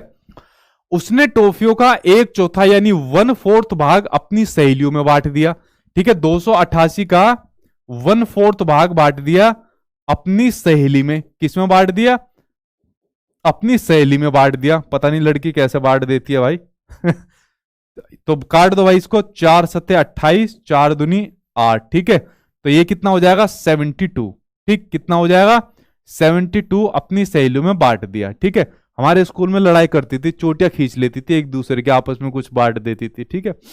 तो ये बांट दिया, ठीक है। अगला दिया हुआ है उसने कि सहेलियों में बांट दिया तथा 3/8 भाग अपने शिक्षकों में बांट दिया। कितना 288 का 3/8 भाग बांट दिया, अपने शिक्षक में बांट दिया, यानी टीचर में बांट दिया। तो 8 दिया 24, 4 8 छंग 48 और 36 की इसमें करेंगे तो 6 18 का 8, 1 3 9 और 1 10, 108, ठीक है। ये हो गया 108 शिक्षक में बांट दिया। उसके अलावा टॉफियों का 1/3 भाग अपने भाई के लिए रख दिया, मतलब अपने क्लास के लड़कों के लिए कुछ नहीं रखा, ठीक है। तो 1/3 भाग किसके लिए रख दिया, अपने भाई के लिए रख दिया, ठीक है। 1/3 भाग तो 3 नम 27, 3 छंग 18, तो 96 ये रख दिया आपने भाई के लिए रख दिया, ठीक है, ये रख दिया आपने भाई के लिए। अब उसके पास कितनी टॉफियां है, अब बताओ उस लड़की के पास कितनी टॉफियां है, वो आपको बतानी है, ठीक है। 8 बता दिया आपने, 8 तो ऑप्शन में भी नहीं है, ठीक है। अब देखो जितनी टॉफी उसने बांटी उन सबको जोड़ लो, और उसके बाद जो टोटल टॉफी थी, टोटल टॉफी कितनी निकली थी 288, तो 288 में से फिर आपको लेस कर देना है, ठीक है। अब इनको जोड़ लो, कितनी थी 72 थी, यहां पर कितनी थी 72 थी, यहां पर 108 थी, और वहां पर 96 थी, ठीक है। इनको जोड़ लो, 8 और 10, 8 और 2 10, 10 और 6 16 का 6, 1 9 और 1 10 और 1 7, 276, तो 276 इसमें से लेस कर दो, 8 में से 6 गए 2, 8 में से 7 गया 1, 12, 12 आंसर है, उसके पास सिर्फ 12 बच गई, ठीक है, जो उसके पास सिर्फ टॉफियां बची है, ठीक है। आंसर आपका 12 से ही हो जाएगा। तो ऐसा क्वेश्चन आपका डिस्ट्रीब्यूशन का आपका बहुत पूछा जाता है आपके सीटेट के एग्जाम में। एक टाइप तो मैंने आपको ये बता दी, जहां पर सिंपल आपके न्यूमेरिकल के इस प्रकार का क्वेश्चन जहां पर आपको सोल्व करना होगा, जो आप लोग अपने आराम से कर लोगे अपनी समझ के आधार पर। एक ऐसा आपका डिस्ट्रीब्यूशन का क्वेश्चन आपके एग्जाम में आता है, ठीक है। एक ये क्वेश्चन आता है, यार देखो ये क्वेश्चन मैंने ऑलरेडी करवा चुका हूं और कई बार इसको करवा चुका हूं, अगर आप लोगों ने प्रीवियस ईयर की कोई वीडियो देखी होगी या फर्स्ट क्लास भी देखी होगी। एक ये क्वेश्चन इस टाइप का पूछा जाता है, देखो इस क्वेश्चन के ऊपर नजर डालो, इसको गलत मत करना क्योंकि ये क्वेश्चन ऑलरेडी हो चुका है, और इसको बताओ सही से आंसर, इसका सही आंसर आपका क्या होगा, ठीक है। क्वेश्चन दिया है, एक विभाजन के प्रश्न में भाजक भागफल का 5 गुना है और शेषफल का 4 गुना है, यदि शेषफल 5 है तो भाज्य क्या होगा, वो आपको बताना है। तो यहां पर आपको सिंपल सा बताना है कि इसका आंसर क्या हो जाएगा, बताओ इसका आंसर क्या होगा, या चाहे तो इसको होमवर्क से भी कर सकते हो, होमवर्क से करके लाना चाहो तो होमवर्क से कर सकते हो, ठीक है। वरना सीधा सा इसका फॉर्मूला लगेगा कि भाज्य बराबर भाजक गुना भागफल प्लस शेषफल यानी रिमाइंडर, ठीक है। और यहां पर क्या दिया हुआ है, यहां पर क्वेश्चन को पढ़ो, यहां पर दिया हुआ है यदि शेषफल यानी रिमाइंडर आपका 5 है, ये कितना दिया हुआ है यहां पर, ये दिया हुआ है आपका 5 है, शेषफल 5 है। इसने कहा है कि भाजक भागफल का 5 गुना और शेषफल का 4 गुना है, यानी ये इसका 4 गुना है, ठीक है। अगर ये 5 है तो इसका 4 गुना कितना हो जाएगा, ये हो जाएगा 20 हो जाएगा, ठीक है। और भाजक भागफल का 5 गुना है, इसका ये 5 गुना है, अगर ये मान लो 4 है तो इसका 5 गुना ये कितना हो जाएगा 20 हो जाएगा, ठीक है। बीच में मल्टीप्लाई का निशान है या प्लस का निशान है, तो 20 चौक 80 और 5 85, कितना हो जाएगा 85। आंसर यहां पर आपका सही हो जाएगा, सेकंड आंसर यहां पर आपका सही हो जाएगा। एक ये टाइप आपके लिए यहां पर दी हुई है, ठीक है। चलो भाई अगला चैप्टर आ गया रुपए और पैसे वाला, इसके ऊपर नजर डालते हैं, रुपए और पैसे वाले के ऊपर नजर डालते हैं। तब तक यार मैं थोड़ा पानी भी पी लेता हूं, ठीक है, गला थोड़ा सूख गया। इसके ऊपर नजर डालते हैं रुपए और पैसे वाले के ऊपर, तब तक सामने आपकी स्क्रीन पर आ गया, ठीक। हाँ ठीक, ठीक है।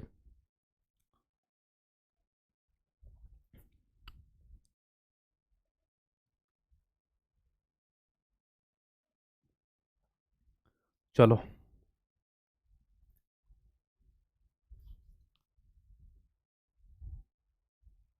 ठीक, चलो अब अगले क्वेश्चन के ऊपर नजर डालो। यहां पर आप क्वेश्चन आता है रुपए और पैसों के ऊपर, ठीक है। अब देखो ये क्वेश्चन आता है, यहां पर कोई ऐसी आपको एक टेबल दे देगा, कभी कैंटीन दे देगा, कभी ऐसे दे देगा जैसे यहां पर दी हुई है कोई सब्जी खरीदते हुए दे देगा, या कभी कुछ और ऐसी टेबल दे देगा, और यहां पर सिंपल आपको पूछ लेगा कि मतलब टोटल कितने रुपए बचे, टोटल कितना कुछ बचा। यहां पर सिर्फ आपको समझ के ऊपर ये क्वेश्चन करना है, क्योंकि आपके सिलेबस के अंदर दिया हुआ है रुपए और पैसे वाले, ये आपका चैप्टर दिया हुआ है, ठीक है। जैसे क्वेश्चन सामने स्क्रीन पर आ गया, कुछ नहीं करना, सिर्फ इसके अंदर अपना थोड़ा सा दिमाग लगाना है, आपका आंसर ठीक हो जाएगा। जैसे क्वेश्चन दिया हुआ है कि बाजार में सब्जियों की जो मूल्य सूची है निम्नलिखित है, ये मूल्य सूची दी हुई है, यहां पर वस्तुएं लिखी हुई है, आलू प्याज टमाटर मिर्च गाजर और नींबू। मात्रा लिखी हुई है कि 2 किलो 60 का है, 1 किलो आपका ये 35 का है, 1 किलो इस प्रकार से ऐसे कुछ लिखा हुआ है, ठीक है। क्वेश्चन यहां पर दिया हुआ है कि तपन ने, कोई तपन है, लड़का है लड़की है, दोनों के नाम हो सकते हैं, 1 किलो आलू 1.5 किलो प्याज फलाना फलाना फलाना ये सारी चीज खरीदी। उसने दुकानदार को 500 रुपए का नोट दिया। अब देखो मेन चीज निकल कर आ गई, दुकानदार को कितने रुपए का नोट दिया, 500 रुपए का नोट दिया, यानी टोटल 500 रुपए दिए। उसे कितने रुपए वापस मिलेंगे? अब दुकानदार को उसने 500 रुपए का नोट दे दिया और ये सारी चीज खरीद ली, आलू प्याज टमाटर गाजर मिर्च और नींबू खरीद लिए, ठीक है, ये सारी चीज खरीद ली जिनके रेट यहां पर लिखे हुए हैं। तो भाई जितने की चीज उसने खरीदी वो सारे के रेट यहां पर लिखे हुए हैं, उनको यहां पर जोड़ लो और इस टोटल में से घटा दो, आंसर निकल कर आ जाएगा। देखो 1 किलो उसने आलू खरीदा, कितना, 1 किलो आलू, यहां पर 2 किलो आलू 60 का है, तो 1 किलो आलू कितने का हो जाएगा, 1 किलो आलू कितने का हो जाएगा, 30 का हो जाएगा। 2 किलो आलू 60 का है तो 1 किलो 30 का हो जाएगा। यहां पर उसने आधा किलो प्याज खरीदा, कितना, आधा किलो प्याज खरीदा, 1 किलो प्याज 35 का है तो आधा किलो प्याज कितना हो जाएगा, 17.5 का हो जाएगा, ठीक। आधा किलो टमाटर खरीदा, टमाटर कितने का, 1 किलो 40 का है तो आधा किलो कितने का हो जाएगा, 20 का हो जाएगा। 250 ग्राम गाजर खरीदी, गाजर का है भाई 250 ग्राम, गाजर 25 की है तो 25 की रहेगी। आपके चक्कर में मैंने खाना नहीं खाया, ये गाजर और टमाटर आ रहे हैं मेरे सामने, ठीक। 100 ग्राम मिर्च, तो मिर्च का है भाई, मिर्च मिर्च मिर्च 50 ग्राम मिर्च 10 की है तो 100 ग्राम मिर्च कितनी हो जाएगी, डबल की हो जाएगी, 20 की हो जाएगी।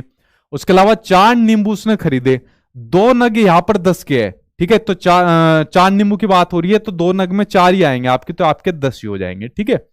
अब इन सबको जोड़ लो, इन सबको जोड़ के जितना भी आपका टोटल आएगा इस 500 में से घटा देना, आंसर आपका निकल कर आ जाएगा। इतना तो जोड़ लोगे ना, ठीक है, तो आंसर आपका निकल कर आएगा, पॉइंट में आंसर निकलेगा क्योंकि 17.5 यहां पर है आपका, ठीक है। तो इस तरीके से क्वेश्चन को करना था। अब बताओ इसमें करने के लिए कुछ था, कुछ भी नहीं है करने के लिए। तो आपका चैप्टर है, चैप्टर नंबर 14 एनसीईआरटी में रुपए और पैसे वाला, ये यहां पर आपका यहां पर सोल्व हो जाएगा, ठीक है। आई थिंक आप लोग इसको समझ गए होंगे। चलो घर से कर लेना ये वाला काम, ठीक है।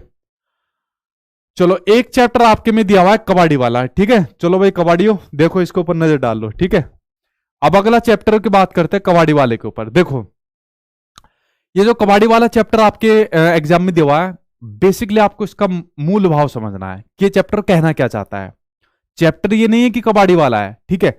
चैप्टर का मूल भाव ये कहना चाहता है कि जो आपके एनसीईआरटी के अंदर ये चैप्टर दिए रहते हैं, ये बच्चों को इसलिए दिए जाते हैं तो ताकि बच्चा डेली लाइफ से कनेक्ट करके चीजों को पढ़ सके। क्या कर सके, बच्चा डेली लाइफ से कनेक्ट करके चीजों को पढ़ सके। क्या कर सके, डेली लाइफ से जोड़कर चीजों को पढ़ सके, ठीक है, डेली लाइफ से जोड़कर बच्चा चीजों को पढ़ सके। इसलिए एनसीईआरटी की बुक के अंदर इन चीजों को देखा जाता है। छोटा बच्चा है, छोटे बच्चों को आप कोई ऐसा एग्जाम्पल दोगे कि जिसको बच्चा आज तक देखा ही नहीं, तो बच्चा समझ ही नहीं पाएगा उस किसी चीज को। आप लोगों ने देखा होगा, जैसे मैं भी कुछ एग्जाम्पल देता हूं, मैं हमेशा वो एग्जाम्पल देता हूं जो आप लोगों से कनेक्ट होते हैं, ठीक है। तो इसलिए छोटे टीचर को भी हमेशा वो एग्जाम्पल देनी चाहिए या किताबों के अंदर वो एग्जाम्पल होनी चाहिए जो बच्चे के रियल लाइफ से कनेक्ट होनी चाहिए, रियल एक्सपीरियंस से कनेक्ट होनी चाहिए। बच्चा बहुत जल्दी इंगेज होता है उनसे, इसलिए ये ऐसे जैसे कबाड़ी वाला हो गया या दूसरे और चैप्टर रहते हैं वो उनके रियल लाइफ से कनेक्ट होते हैं, इसलिए इसको जोड़ा गया है, ठीक है। तो चैप्टर का मूल भाव आपको समझना है, जो आपको ये चैप्टर दिए रहते हैं, जो आपका एनसीईआरटी 2005 के 5 सिद्धांत है। एक सिद्धांत कहता है कि बच्चे को जो भी चीज क्लासरूम में पढ़ाइए वो उसके वास्तविक जीवन से कनेक्ट करके उसको पढ़ाइए, यही बात इसके अंदर कही हुई है, ठीक है।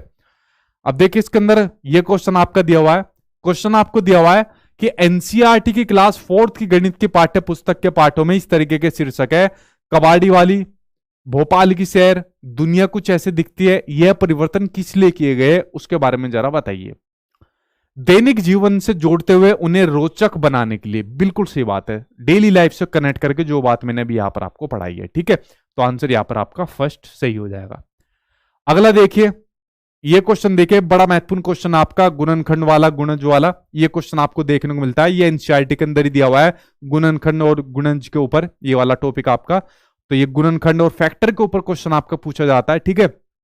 किस तरीके का क्वेश्चन है उसके ऊपर मैं आपकी नजर डलवा देता हूं, ठीक है। तो चलिए इसके ऊपर नजर डाल लेते हैं, ठीक ठीक है भाई। अच्छा सर हमारे यहाँ बारिश नहीं हो रही, अच्छा भाई ठीक है बारिश हमारे यहाँ भी नहीं हो रही है भाई, आपके यहाँ नहीं हमारे यहाँ भी नहीं है, ठीक। अब देखिए क्वेश्चन के ऊपर नजर डालिए, क्वेश्चन कैसी है इसके ऊपर जरा नजर डालते हैं। जो आपका इसके ऊपर पूछा गया है फैक्टर के ऊपर। अब ये इस तरीके का फैक्टर के ऊपर क्वेश्चन आता है, एक क्वेश्चन सिंपल खाली ये आ जाता है कि मान लीजिए कोई नंबर ले लेगा कि 75 है, तो 75 का आपको फैक्टर पूछ लेगा, एक क्वेश्चन ये पूछ लिया जाता है, ठीक है। या फिर क्वेश्चन ये पूछ लिया जाता है, ऐसा कोई नंबर दे देगा, स्मॉलेस्ट कॉमन मल्टीपल फैक्टर बताओ, बिगेस्ट कॉमन फैक्टर बताओ, इस तरीके का क्वेश्चन पूछ लेगा। ठीक है, तो ये आपके एनसीईआरटी के अकॉर्डिंग ही ये आपका जो चैप्टर है उसी में से आपके क्वेश्चन बनते हैं, जो आपके ये क्वेश्चन बनते हैं। ठीक है, अब जैसे यहाँ पर ये क्वेश्चन पूछ लिया जो सामने आपकी स्क्रीन पर है। ठीक, इस क्वेश्चन को भी मैं ऐसे क्वेश्चन को करवा चुका हूं पहले भी। क्वेश्चन यहां पर पूछ लिया कि 60, 72 और 84 के सबसे छोटे सार गुणन यानी कि स्मॉलेस्ट कॉमन मल्टीपल पूछ लिया, और सबसे बड़े सार गुणनखंड यानी कि बिगेस्ट कॉमन फैक्टर आपसे पूछ लिया। देखो मैंने आपको पहले भी एक चीज बताई थी, दोबारा भी आज यही चीज बता रहा हूं, जब भी किसी भी नंबर का आपको स्मॉलेस्ट कॉमन मल्टीपल पूछे तो उन नंबर का आपको हमेशा क्या लेना है, एलसीएम लेना है। क्या लेना है, एलसीएम लेना है। जब भी आपको किसी नंबर का बिगेस्ट कॉमन फैक्टर पूछे तो उनका आपको क्या लेना है, उनका आपको एचसीएफ लेना है। ठीक है, ये चीज मैं आपको बता चुका हूं। अब यहां पर हमको 60, 72 और 84 का एलसीएम लेना है। चलो करो, देखते हो मेरे से पहले कौन करता है 60, 72 और 84 का। सारे ही कर लेंगे भाई मेरे से पहले। ठीक है, इसका एलसीएम ले लो। चलो एलसीएम लो इसका जल्दी से। 2 3 दूनी 60, ठीक है, 2 3 6, 2 36 दूनी 72, 2 चौक 8, 2 दूनी 4। ठीक है, लो जल्दी से लो एलसीएम। ठीक है, 15 दूनी 30, 18 दूनी 36, 21 दूनी 42। ठीक, आगे करते हैं 15, 2 नम 18, 21। ठीक, उसके बाद काटो भाई इसको 3 से, 3 पंजे 15, 3 तिया 9, 3 सत्ते 21। ठीक, 5 तिया 15, 15 सत्ते 105, 105 आ गया। 3 दूनी 6, 6 दूनी 12, 12 दूनी 24। ठीक, तो 24 की इससे मल्टीप्लाई कर दो। 5 चौक 20 की 0, हासिल 2, 4 एकम 4, उसके अलावा 5 दूनी 10 की 0, हासिल 1, 2 एकम 2। तो यह आ गया जुड़कर, एलसीएम आया 0, 2, 4 और 1 5 और 2। ये आ गया भाई हमारा एलसीएम 25 20। ठीक है, एलसीएम 25 20 आया। आप लोगों का एलसीएम कितना आया भाई, 25 20 आया, कितना आया, 25 20, 25 52, 25 32। अरे मेरे वाला सही है या नहीं है, जल्दी बता दो। अरे कोई मेरे वाले को भी बता दो भाई, 25 20 है ना। देखते आंसर सोल्व करते हैं, पता नहीं मेरा सही है आप लोगों का अलग अलग निकल के आया। 25 20 एलसीएम आ गया। ठीक है, उसके अलावा बिगेस्ट कॉमन फैक्टर में एक ऐसा नंबर लेना है जो आपका सभी को इनको डिवाइड कर देगा। देखो अगर मैं ले लू 12, अगर मैंने ले लिया 12, 12 पंजे 60, 12 चौक 72, 12 सत्ते 84। ठीक है, तो 12 ले लिया। क्या पूछा था इन्होंने, इन्होंने पूछा था इन दोनों का योगफल पूछा है, यानी इनका क्या पूछा है, जोड़ पूछा, सम पूछा है।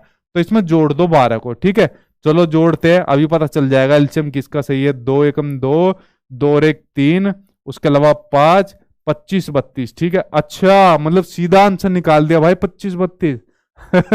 सेकंड आंसर सही हो जाएगा यार, बहुत बड़े कलाकार हो। 25 32 आंसर आपका सही हो जाएगा, सेकंड आंसर आपका सही हो जाएगा। ठीक है, तो ये क्वेश्चन हो गया आपका 25 32 का। देखो अगला क्वेश्चन आ गया आपका, ये आपका लास्ट क्वेश्चन है एनसीईआरटी का, सांप सीढ़ी का। और ये क्वेश्चन मैंने पिछली बार भी कराया था जब कराया था सांप सीढ़ी का। और ये क्वेश्चन बेसिकली आपके एनसीईआरटी के अंदर एक टॉपिक है सांप सीढ़ी का। आई थिंक आप लोगों ने बचपन के अंदर खेला होगा सांप सीढ़ी। ठीक है, मैं भी बहुत खेलता था इसको, सांप सीढ़ी का। गोटी से चलाते थे फिर। ठीक है, और जब गोटी ये सांप के मुंह पे आ जाती थी सीधा लुढ़कते हुए नीचे आ जाते थे फिर। ठीक है, तो बड़ा टेंशन रहती थी यार, सांप के मुंह में ना चली जाए और कैसे ना कैसे हम लोग जीत जाए। ठीक उसी प्रकार से बच्चों को खिलाने के लिए दी जाती है सांप सीढ़ी। ठीक है, तो बड़े लोग टाइम पास करने के लिए करते हैं इसको। एक बार जब मेरी जॉब लगी थी, ये बात है लगभग 4.5 साल पहले की बात है। तो जॉब लगने के बाद टाइम पास करने के लिए मेरे साथ वाले लेकर आए पत्ते। यार ताश खेलेंगे, टाइम पास नहीं हो रहा। तो मैंने कहा यार कुछ और ही खेल लो, सांप सीढ़ी खेल लो, इससे पास हो जाएगा। यानी पत्ते खेलेंगे, पत्ते जो है सिप खेलेंगे, सिप चलाएंगे।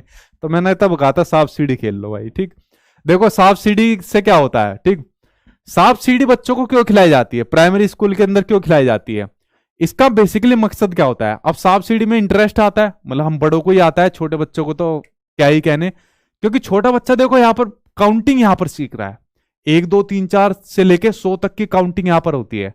तो बच्चा काउंटिंग सीखता है इसके माध्यम से। देखो जब हम लोग अपना टीचर वगैरह को भी ट्रेनिंग देते हैं ना, तो हम लोग नए नए गेम्स यहाँ पर सिखाते हैं। हम यहाँ पर जैसे फ्लैश कार्ड रहते हैं ना, तो फ्लैश कार्ड पे लिख देते हैं इस प्रकार से, जैसे फ्लैश कार्ड रहते हैं तो उन पर यहाँ पर काउंटिंग लिख देते हैं, 1 2 3 4 5, इस प्रकार से फ्लैश कार्ड लिख देते हैं। तो बच्चों का घेरा बना दिया। देखो हम कैसे एक्टिविटी कराते हैं, मतलब टीचर को कैसे ट्रेनिंग देते हैं। तो हमने उस पर फ्लैश कार्ड पे यहाँ पर लिख दिया, ठीक है। और यहाँ पर बच्चों को एक घेरा बनवा दिया और बच्चों से कहा कि बेटा देखो हम यहाँ पर कार्ड फेंकेंगे और जो बच्चा यहाँ पर 3 को उठाएगा वो यहाँ पर जीत जाएगा। अब बच्चों के अंदर यहाँ पर कंपटीशन की भावना आ गई कि मैं जीतूंगा, मैं जीतूंगा, मैं जीतूंगा। तो बच्चों को तो छोड़ो, जो टीचर के अंदर कंपटीशन की भावना आ गई तो हम यहाँ पर पत्ता फेंकते थे, यानी ये जो फ्लैश कार्ड है उसको फेंकते थे और फिर बच्चा उस पर टूटता था एकदम उसको पकड़ने के लिए कि और 3 है, 3 वाला नंबर उसको पकड़ना है। तो बच्चे के अंदर क्यूरियोसिटी जगती थी कि मुझको 3 का नंबर उठाना है। वैसा आप अल्फाबेट सिखा लो, नहीं सीखेगा बच्चा, लेकिन गेम गेम में सीख जाएगा, खेल खेल में सीख जाएगा। इसलिए आज की डेट में बच्चों को खेल खेल के माध्यम से चीजें सिखाई जाती है। तभी ये सांप सीढ़ी का खेल हो गया और जितनी भी चीजें होती है खिलाई जाती है। यही मकसद है कि बच्चों को खेल खेल के माध्यम से चीजें सिखाई जाए। ठीक है। अब ये जो बच्चों को सिखाया जाता है सांप सीढ़ी का खेल, ये खेल खेल के माध्यम से इसमें बच्चों को नंबर्स की नॉलेज कराई जाती है। ठीक है, ताकि बच्चों को खेल खेल के माध्यम से नंबर्स की नॉलेज कराई जा सके। ठीक, तो क्वेश्चन जैसे दिया हुआ है कि गणित शिक्षण में सांप और सीढ़ी के खेल का उपयोग अत्यधिक उपयुक्त होगा उन कंसेप्ट को विकसित करने के लिए जो संबंधित है किससे, मेजरमेंट से, नंबर से, शेप से, ज्योमेट्री से। अब देखो किससे संबंधित है, नंबर से। नंबर सीख जाता है बच्चा इसके माध्यम से। ठीक है, चलो भाई आपका ये जो एनसीईआरटी का लगभग जितने इंपोर्टेंट चैप्टर थे वो मैंने यहाँ पर आपके कंप्लीट करवा दिए। आई थिंक आपके वीडियो पसंद आई होगी और पूरी एनर्जी के साथ यहाँ पर मैंने आपको कंप्लीट करवाए और यहाँ पर हमारा जो एनसीईआरटी था वो लगभग यहाँ पर हो गया। अब उसके अलावा जो बाकी के मैथ्स आपके बचे हैं उस बाकी के मैथ्स को बाकी की क्लास में मैं आपको करवाता रहूंगा और इस तरीके से आपकी मैथ्स ये हो जाएगी। ठीक है, उसको आप लोग टेंशन मत लेना और देखना कितने क्वेश्चन आपको यहाँ से टकराएंगे आपके एग्जाम में भी। बहुत इंपॉर्टेंट रहती है एनसीईआरटी भी आपके एग्जाम के लिए। ठीक है, कोई सवाल है, क्वेश्चन है, आप लोग पूछ लीजिए। बाकी चैनल को आप लोग सब्सक्राइब कर लेना क्योंकि आगे एग्जाम तक आपकी क्लास चलेगी। वीडियो पसंद आए तो इसको लाइक और शेयर जो भी रहता है आप लोग इसको कर देना। सवाल है तो आप लोग पूछ लीजिए। स्कोर बता दो आप लोगों का कितना स्कोर हुआ है, स्कोर आप लोग बता दीजिए। ठीक है, हाँ ठीक है, ठीक है। सी टेट का मॉक टेस्ट ले रहे के का गलती से हो गया। अच्छा आप व्हाट्सअप कर देना, आपका चेंज करवा देंगे वो। ठीक है सर, एप्लीकेशन पर आपका क्लास चलता है, मेरा मैसेज आपके पास ही है या सर किसी और के पास आता है? भाई मेरे पास ही आता है मैसेज, वो मुझे सभी के मैसेज दिखते हैं वो। ठीक है, ठीक है, हाँ ठीक है। हाँ कल मिलेंगे 8 बजे, दोबारा कल मिलेंगे 8 बजे। ठीक है, क्लास तो रेगुलर होती है, बीच में मेरा जन्मदिन हो गया था, ठीक, उसकी वजह से 2 दिन छुट्टी हो गई थी। ठीक है, क्लास डेली 8 बजे होती है भाई मेरी, जो यूट्यूब पर होती है। हाँ ठीक है, हाँ सोशल साइंस की मैं करवाऊंगा क्लास आप। ठीक, लेकिन देखिए सोशल साइंस बहुत बड़ा सब्जेक्ट है, मतलब इतना बड़ा जो सब्जेक्ट है ना, उसको करने के लिए बहुत ज़्यादा टाइम चाहिए। ठीक, या तो आप लोग एनसीईआरटी भी पढ़िए साथ के साथ, वो करनी पड़ेगी साथ के साथ। ठीक है, तो क्लास तो मैं करवा दूंगा लेकिन साथ के साथ कुछ करना पड़ेगा आपको। ठीक है, हाँ आप मेरी लाइफ के सबसे बेस्ट टीचर हो। अच्छा थैंक यू भाई। ठीक है, हाँ बीपीएससी को रेडी चल रही है तैयारी। कल आपकी क्लास के बाद 8 बजे की क्लास के बाद कल 9:30 बजे बीपीएससी वालों की एक मैराथन क्लास मैंने रखी हुई है। ठीक, तो आप लोग भी उसको देख लेना, आपके लिए भी महत्वपूर्ण रहेगी वो। नोट्स वगैरह क्लास वगैरह सब सचिन एकेडमी ऑफिशियल ऐप पर है, उस पर आप ले सकते हो। ठीक, सर आप बहुत अच्छा पढ़ाते हो, मैथ का क्लास करके बहुत अच्छा लगा। अच्छा ठीक है भाई। सर आप जी 1000 साल, साल के दिनों 50,000 अच्छा ठीक, चलिए फ्रेंड्स कल मिलता हुआ आप लोगों से 8 बजे, तब तक पढ़ते रहना, ध्यान रखना, गुड नाइट, टेक केयर।